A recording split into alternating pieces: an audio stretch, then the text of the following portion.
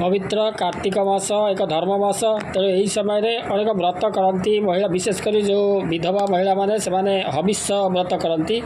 तेणु से कहुए हविष्याणी से जो हविष्याणी माने से तो घरे रही करती जो पूजार्चना करती प्रातः स्नान ठार आरंभ कर देवदर्शन एवं मास सारा संपूर्ण भाव में सात्विक भाव में से रहा पड़े एवं से जो हविष्याणी मानक मध्यरु अनेक चाहती से पुरी में रही जो मास सारा कार्तिक व्रत से पालन करेंगे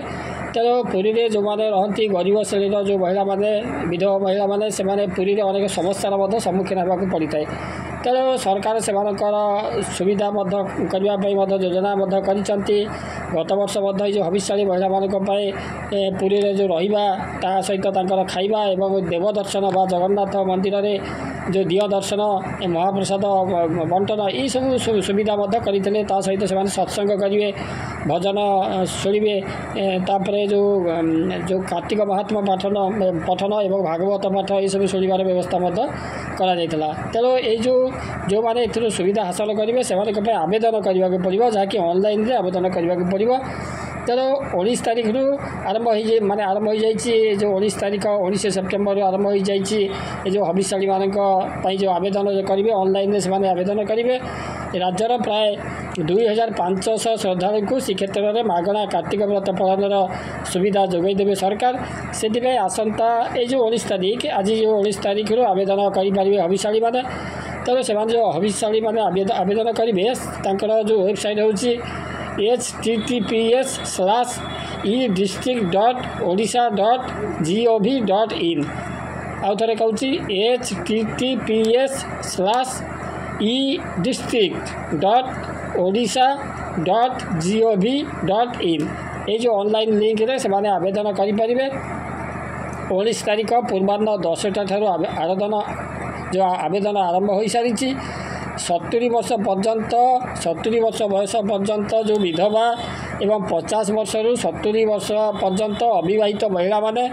से आवेदन करेंगे शारीरिक मानसिक भाव में सुस्थ थिबा सह नुआ आवेदनकारी होइथिले ताको प्राधान्य दियाजिबो केवल ऑनलाइन रे पंजीकृत होइथिबा माँ माने ही से हविष्याणी शिविर रे से अनुमति पाइबे प्रतिवर्ष भली से रही जगन्नाथ दर्शन प्रसाद सेवन व्यवस्था करेंगे सरकार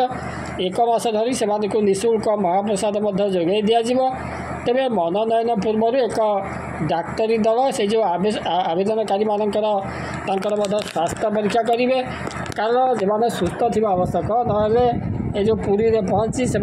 सुस्थ नथिले से बहुत असुविधार सम्मुखीन होगा पड़ पाए तेणु ऑनलाइन रे जो आवेदन करेंगे 2500 श्रद्धालु को सुजोग दिज्व से श्रीक्षेत्र में मागणार रही तापर जो कार्तिक व्रत पालन समस्त सुविधा से जोगाई दिज्व एपाई जो 19 सेप्टेम्बर आरंभ हो जाइए जो आवेदन प्रणाली से https:/edistrict.odisha.gov.in एथिरे से आवेदन करेंगे ऑनलाइन लिंक से आवेदन करेंगे एवं 19 तारीख पूर्वाह्न 10टा ठार आवेदन आरंभ हो जाइए 70 वर्ष बयस पर्यंत विधवा एवं 50 रु 70 वर्ष पर्यंत अविवाहित महिला माने से आवेदन करेंगे और शारीरिक और मानसिक भाव में से सुस्थ थिबा आवश्यक एवं केवल ऑनलाइन रे पंजीकृत होइथिबा माँ माने ही ये जो हविष्याणी शिविर में से जो सुविधा पाइबे समस्त किसी प्रतिवर्ष भली रही जगन्नाथ दर्शन महाप्रसाद सेवन व्यवस्था